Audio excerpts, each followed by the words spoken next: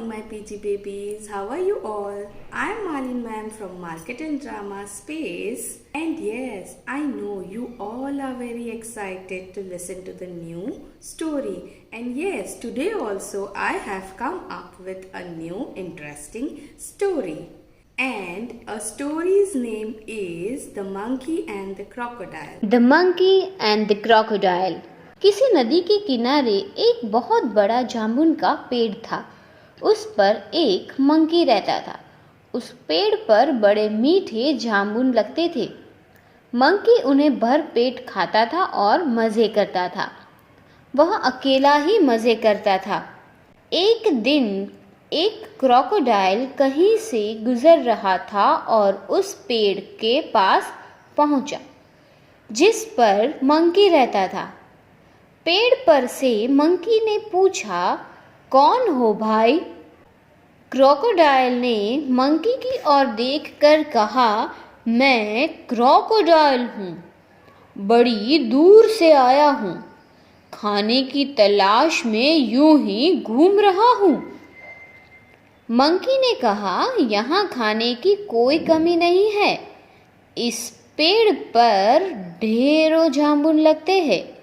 क्या तुम चखना चाहोगे? अगर अच्छे लगे तो मैं तुम्हें और दूंगा। तुम जी चाहे उतना खाना।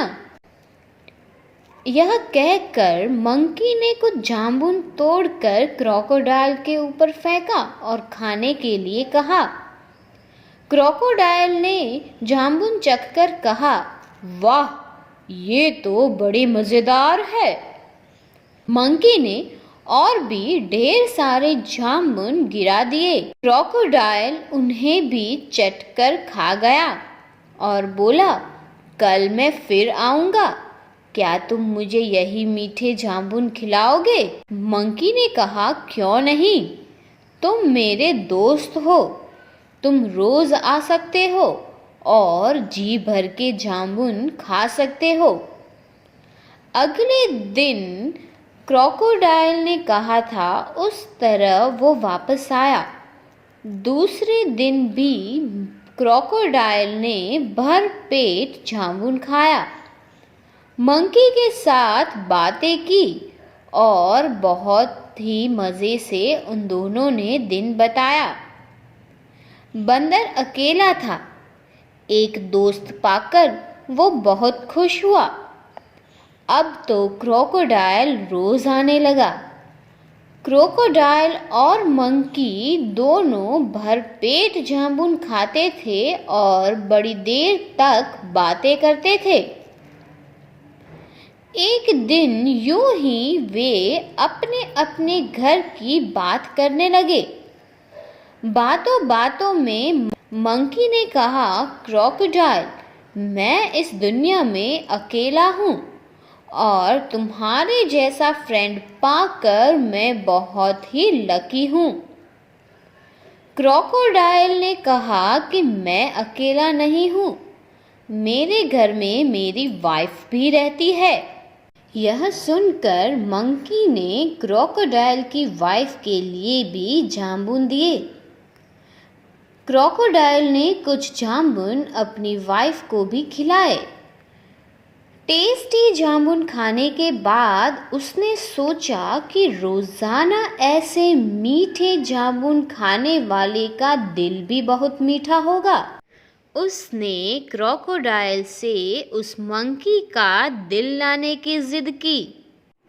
अपनी वाइफ की ज़िद के सामने क्रोकोडाइल ने भी एक चाल चली और वो मंकी से कहने लगा कि उसकी वाइफ उससे मिलना चाहती है, इसलिए वह उसकी पीठ पर बैठ जाए ताकि क्रोकोडाइल उसे सुरक्षित अपने घर लेकर जा सके। मंकी ने भी अपने फ्रेंड के बात पर भरोसा किया और पेड़ से नदी में कूदा और उसकी पीठ पर बैठकर सवार हो गया। जब वह नदी के बीचों बीच पहुँचे, क्रोकोडाइल ने सोचा कि अब ये मंकी कुछ नहीं कर सकेगा, इसको सही बात बता देनी चाहिए। और उसने कहा कि उसकी पत्नी उसका दिल खाना चाहती है।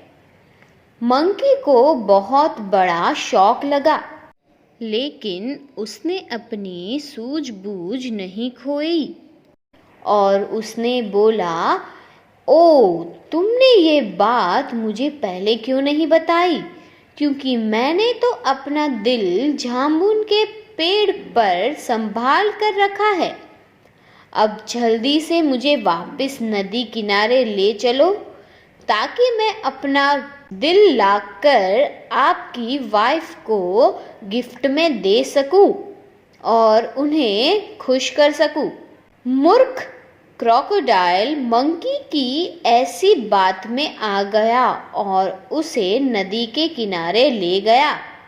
बंदर ने जोर से जामुन के पेड़ पर छलांग लगाई और गुस्से से बोला, अरे मूर्ख, दिल भी कोई पेड़ पर रखता है? दिल के बिना भी कोई जीवित रह सकता है? आज से तेरी और मेरी फ्रेंडशिप पूरी। मैं तुमसे कभी नहीं बात करूंगा। So, did you enjoy the story? Now, do you know what is the moral of the story is? The moral of the story is choose your friend wisely and always be smart. So, take care. See you. Bye bye.